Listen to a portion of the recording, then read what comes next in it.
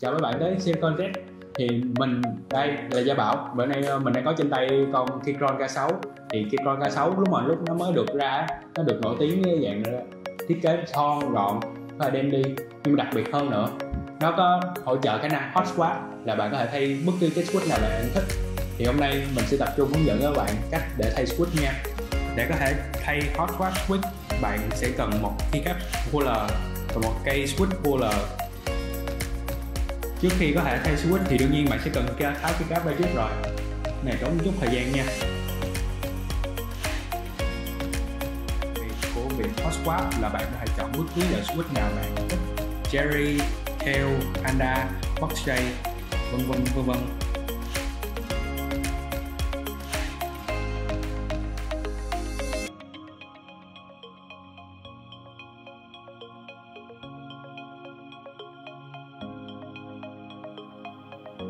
Sau khi tháo keycap ra, bạn có thể dùng cái switch puller để gấp switch ra.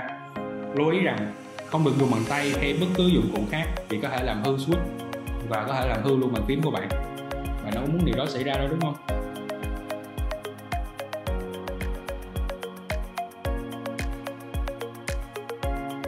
Nếu mà bạn thấy switch hơi cứng thì bạn có thể lắc nhẹ nhẹ để nó có thể ra dễ dàng hơn. Các bạn lưu ý rằng cẩn thận khi tháo switch, vì có thể bạn có làm hư cái switch và cái bàn phím đó luôn.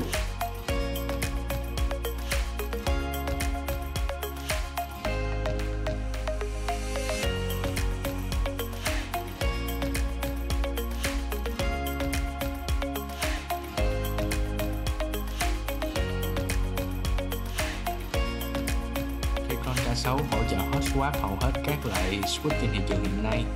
Hiện tại mình đang có con blue switch từ Garon, mình bấm thử. Các bạn lưu ý khi thay switch vào, đảm bảo các chân đồng của switch đều thẳng, không bị cong, tránh làm ảnh hưởng hư cái bàn phím và cả cái switch luôn.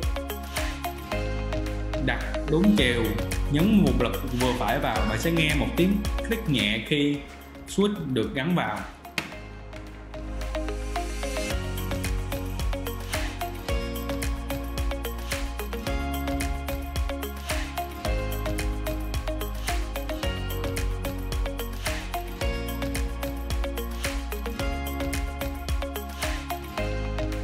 Vậy là mình đã hot swap switch thành công.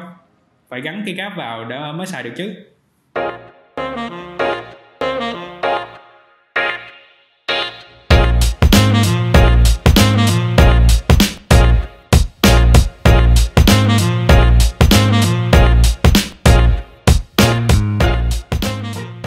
Cảm ơn các bạn đã theo dõi.